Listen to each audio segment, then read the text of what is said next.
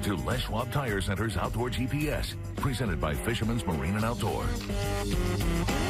Good morning, everybody. I'm Owen Hayes. You're watching Les Schwab Tire Center's Outdoor GPS, presented to you by Fisherman's Marine and Outdoor. Today is Saturday, October 11th, opening day of duck season.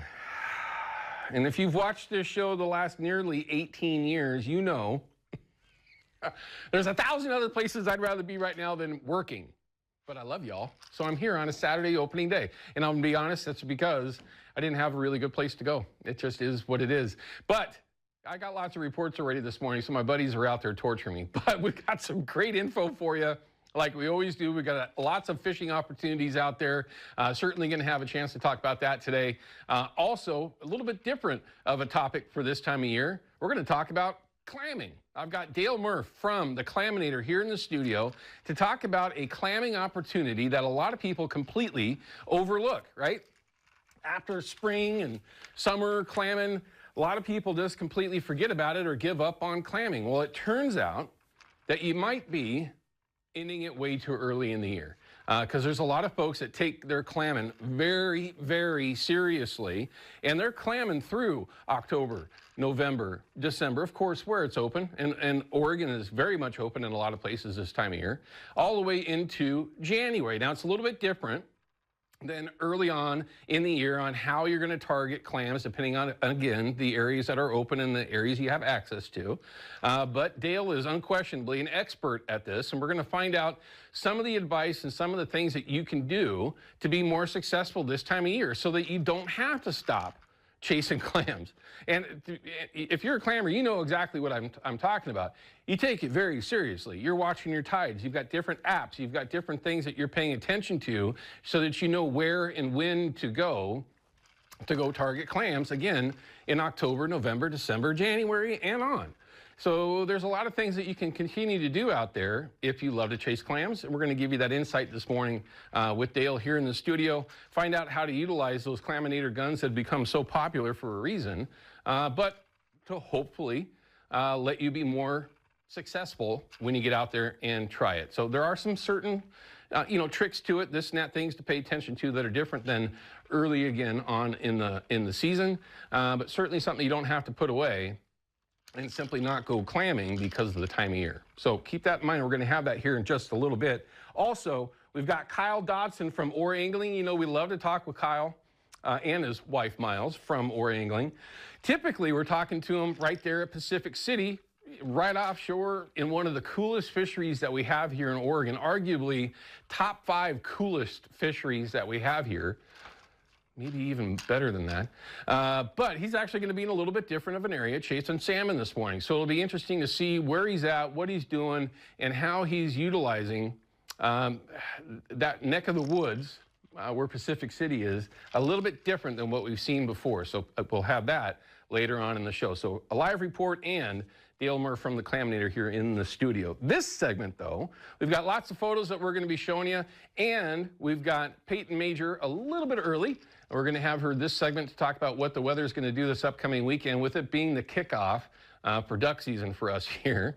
I'm paying a lot of attention to what the weather is going to do. We need rain, and I mean lots of rain. But at the very least, we'll find out what that's going to be like from Peyton here in just a little bit. Then, of course, in our report segment, we'll have fish counts, river levels, and all the things that you need to make your decision going forward. And some of the reports, things are slowing down, but things are also going to start ramping up in different fisheries for silvers and Chinook, depending on where it is that you like to spend your time. So make sure you pay attention to that when we get going. And a couple of reminders to get out there to you as well. So before we get to any phone calls, which, by the way, if you'd like to call us up, it's the North American Metals Hotline. I know that Ryan's already showed it once or twice already. The phone number is 503-548-6777. Any questions, comments, or reports? And if you have a live report from the duck line, we're not putting you on because that'll distract me. No, I'm just kidding. We would love to hear that. I'd love to hear some calling in the background, maybe some shooting in the background, because that's just... Literally, this past week, that's all I've been working on, is being prepared for the beginning of duck season, which for me probably isn't going to start until Tuesday. Although we'll see what I can jam in there in between. All right, let's start showing you some of the photos that you've all been sending over, and there's been a bunch of them, and here's a nice elk photo. Look at that. 3-year streak. Really, Roscoe? 3-year streak? Congratulations. 3 years in a row, huh? I'm a bit jealous. Nice photo, by the way.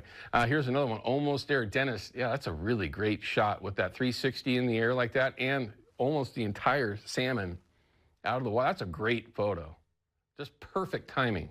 Thanks for sending that one in, Dennis. That's a wall mounter for sure. Another great photo, nice hatchery Chinook there. Fishing's been interesting. We'll have some of those reports to share. Bonneville Chrome. Gary, thanks for sending the photo over. And I know that there's lots of folks that are spending their time up above Bonneville right now for good reason. We'll show you those fish counts here after a little bit. Catch of the day. Greg sent it over. That is an absolute toad of a Chinook. What a dandy. Columbia River anchor fishing is what it looks like to me. Everybody noticed those pilings in the background? Sorry, I can't help it. I just kind of noticed those things. Don sent this over near the Lewis River, probably on the Columbia. Looks like it. It is. Again, more pilings in the background. Nice shot, though. Don, thanks for sending the photo over. And it's easy to do, everyone. We'll show you exactly how to do it. A lot of you folks might be noticing your photos now. You sent them in a couple, 3-4 weeks ago. We get hundreds of these photos in, and it takes a long time to get through them, so forgive us if there's a bit of a delay. But it just gives you some reason to watch the show each morning to see yourself pop up. Katie sent this over. Oh, no, excuse me. This is an epic day on the Katie Marie. Terry sent the photo over. Some tacos there. A little lean cod. Later on when we talk to Kyle Dotson, typically that's what he's chasing. Not today. Jack's first Chinook. Dave, thanks for sending the... Look at the smile on that kid's face. I love it. Looks like the slats. Not to give it up. I'm just guessing. Labor Day catch, Wayne. Nice job. Looks like you got a nice limit there. Yeah, and there's definitely going to be some great opportunities. Lots of questions already coming in about winter steelhead, which is fine, of course. A little early to be talking about that, but we're not that far away from when that might start to kick off. We'll find out when that first winter steelhead starts to get caught here.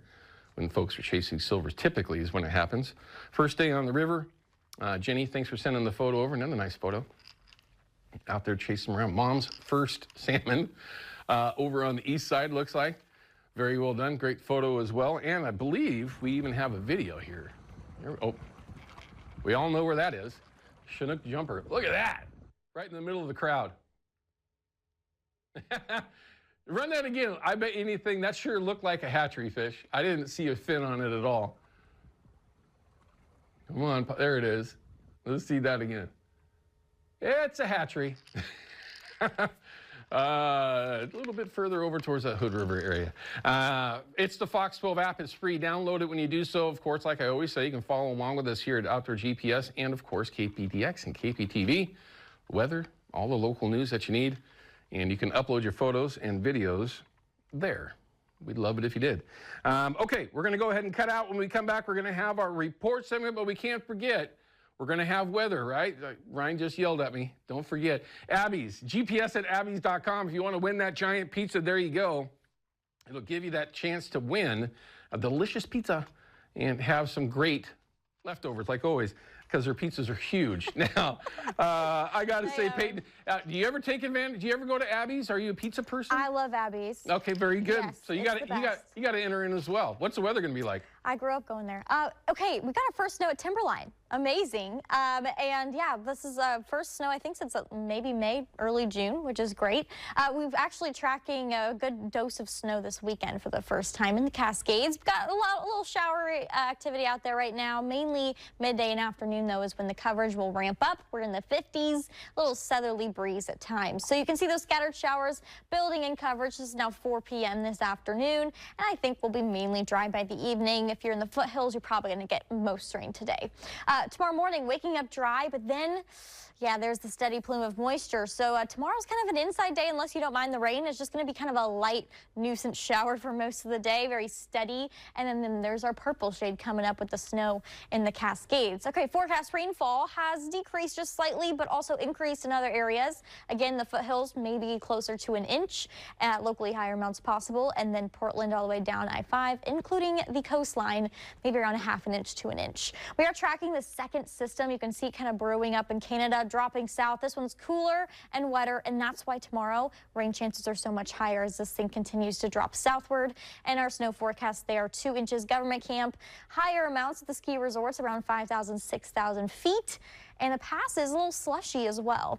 We are going to be dry actually starting, I think, by Monday. Maybe a few showers Monday morning, dry Tuesday, Wednesday, and our next round of showers is Thursday. So we are in that knee-deep fall pattern pretty much. We got a few sunny days. We may get to close to 70, but that actually might be one of our last 2 upper 60s of the year. We are staying nice and cool, including those nights, Owen, into the 40s, which will be nice. Yes, it does look nice, and I don't mind the 70 degrees in the latter part of October. Right. Although it can get a little warm when you're out there working so hard chasing things. I got to ask though, the snow up on Mount Hood, is that a little bit early to see that kind of snow showing up? No, usually it's right around this week, maybe the next 2 weeks, so right on track. Sometimes we get 2 inches at Government Camp in October.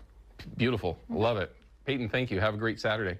All right, we're going to cut to a break now, and when we come back, we're going to have our report segment, fish counts, river levels, all those things. And if you have any questions or comments, call us up on that North American Metals hotline. We'll be back with more Outdoor GPS in just a minute.